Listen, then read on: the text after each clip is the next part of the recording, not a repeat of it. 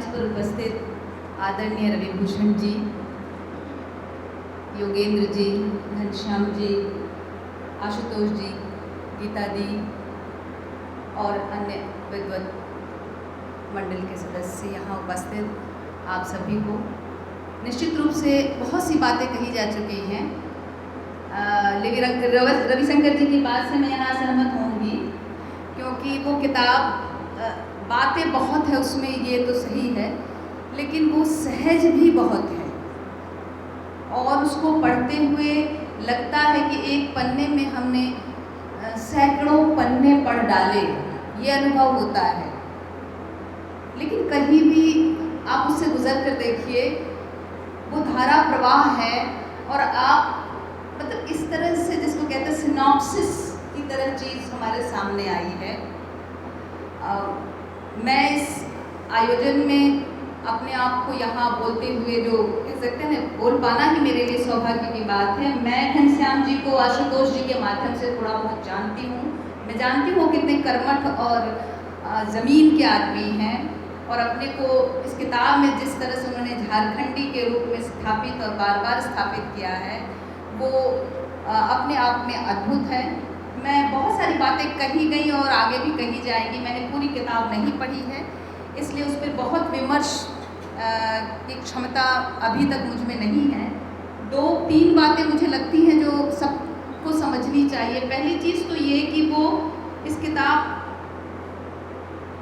को जन्म दिया है कोरोना काल में।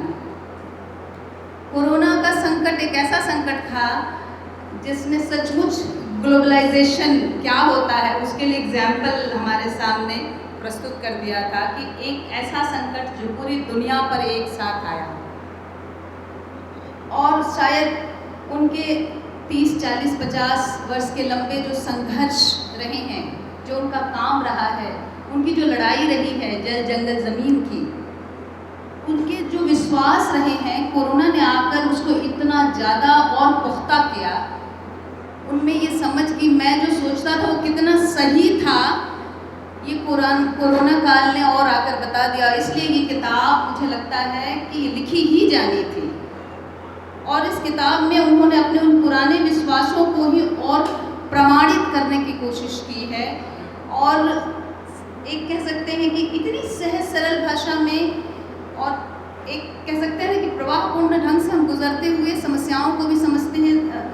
आदरणीय रविभूषण जी ने तो सारी चीज़ों की बड़ी अच्छे से व्याख्या की है। एक चीज़ मैं कहकर अपनी बात समाप्त करूंगी, क्योंकि एक मुझे लगता है कि सभ्यता के संकट पे बहुत बात की जाती है, और मैं एक विद्यार्थी के रूप में, एक अध्येता के रूप में जब बैठती हूँ किसी को सुनने, तो मेरे मन में हमेशा एक प्रश्न आता है कि आप संकट की बात तो करते हैं, थोड़े समाधान की बात भी कर लेते तो अच्छा होता।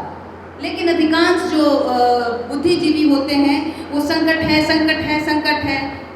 लेकिन पहली बार मुझे इस किताब के अंतिम 2 अध्यायों को पढ़कर इतना मज़ा आया।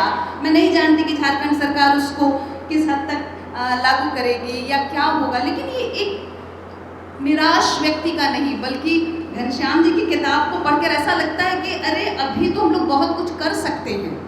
पूरा का पूरा झारखंड उसमें उत्साह के साथ खड़ा नज़र आता है। उन्होंने इतने सारे प्रोजेक्ट्स उसमें दिखाए हैं कि हम ये कर सकते हैं, ये कर सकते हैं, और झारखंड अपने पैरों पे खड़ा हो सकता है। यहाँ से लोगों को बाहर जाने की ज़रूरत नहीं पड़ेगी, और ये वस्तुतः ये किताब सभ्यता के संकट बनाम आदिवासियत ही नहीं, इंसानियत की बात कहता है। और मुझे लगता है ये किताब आदिवासियों से ज़्यादा जो इस क्षेत्र से बाहर है उनको पढ़ने की ज़रूरत है, क्योंकि सबने कोरोना झेला है। अब उनको शायद घनश्याम जी की ये बात अच्छे से समझ में आएगी। बहुत बहुत बधाई, धन्यवाद।